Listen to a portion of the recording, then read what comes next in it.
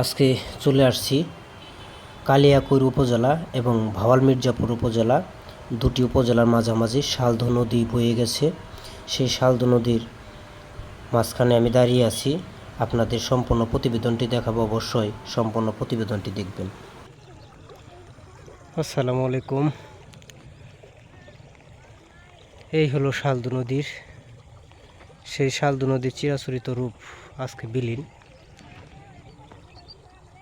নদীটা এখন বোঝা যায় না যে এটা এত বড় একটা নদী ছিল বা সাগর, যেটাকে আমরা পুরাতনভাবে শুনতাম।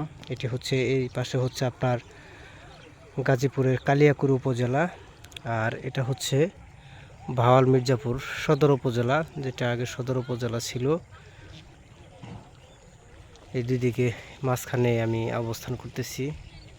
এই পাশে হচ্ছে আপনার কালিয়াকৈর উপজেলা।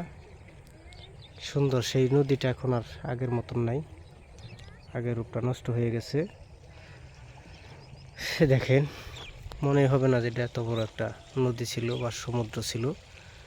এটা দেখলে একেবারে বোঝার কোনো অবস্থান নাই। দুই উপজেলার মাঝামাঝি হওয়াতে এই নদী আজকে বিলীনের পথে। এখান দিয়ে একটা নালার মতন আছে, শুধু পানি যাওয়ার ব্যবস্থা আছে হালকা পাতলা। এই যেখানে ছোটোখাটো একটা বাঁধ দেওয়া হয়েছে, এখান থেকে মানুষ ওই উপজেলার মানুষ এই উপজেলা আসে।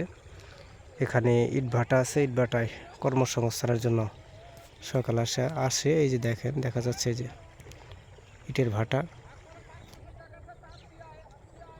আপনাদের যদি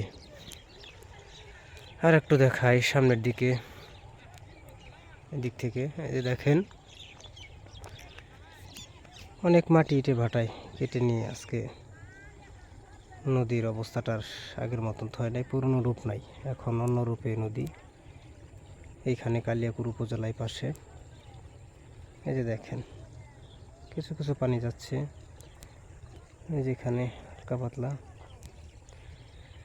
তো সে আগের চিরচেনা রূপটা নষ্ট হয়ে গেছে। সেই শালধু নদী, যেটা ঐতিহ্যবাহী একটা পুরাতন ইতিহাসের মতন একটি নদী ছিল, এখন সে আগের রূপটা নাই নদীর।